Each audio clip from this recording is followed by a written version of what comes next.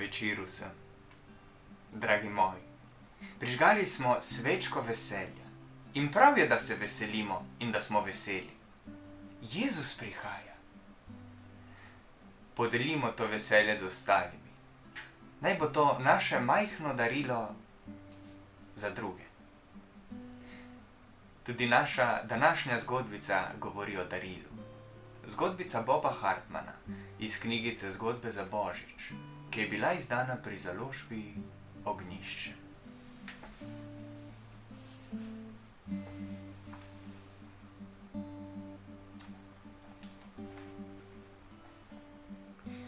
Cvetlica za Božič. Ljudje so šli proti cerkvi, prav vsi v majhnem mehiškem mestu. Njihove roke so bile polne darov, sadja in zelenjave in slaščic. Bil je sveti večer in vsakdo se je potrudil, da je prinesel darilo detetu Jezusu. Manuel jih je opazoval, ko so hodili mimo. Videl je, kako so vsi nasmejani.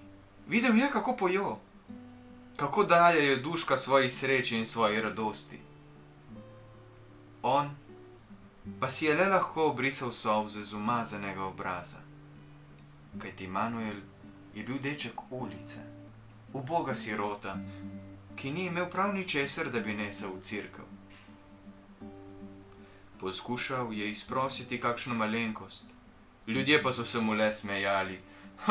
Praviš, da bi to rad imel za Kristusa otroka? Poznamo take tičke. Vse bi obdržal zase. Razmišljal je že, da bi kaj ukradel. Ukradel?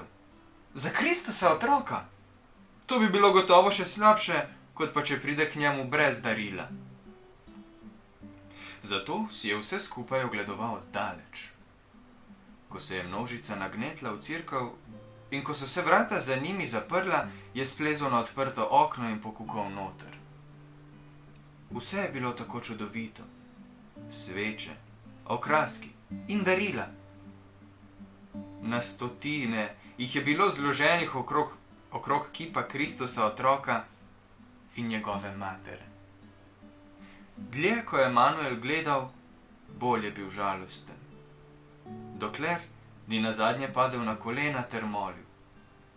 Dragi Kristus otrok, nisem tak kot ljudje v cerkvi.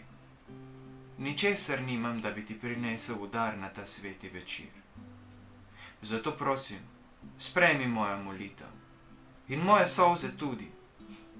To je tudi vse, kar ti lahko dam.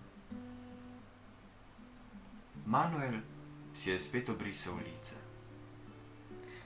Potem je odprl oči in presenečen opazil, da je bila tam, kamor so padale njegove solze, cvetlica.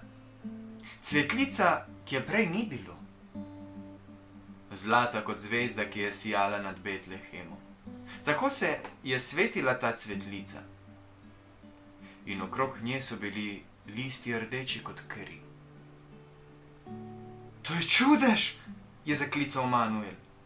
Izkopal je cvetico s koreninami vred in planil v cerkev. Glejte, je klical na ves glas in tekel po cerkveni ladji. Glejte, tudi jaz imam darilo za Kristusa otroka. Nekaj ljudi je mrmralo in godrnjalo. Ni jim bilo všeč, da je nekdo prekinil obred. Ko pa so videli cvetico, se je njihovo negodovanje spremenilo v vzdihe začudenja. To je prav zares čudež, je menil tudi duhovnik. Take rože nisem videl še nikoli.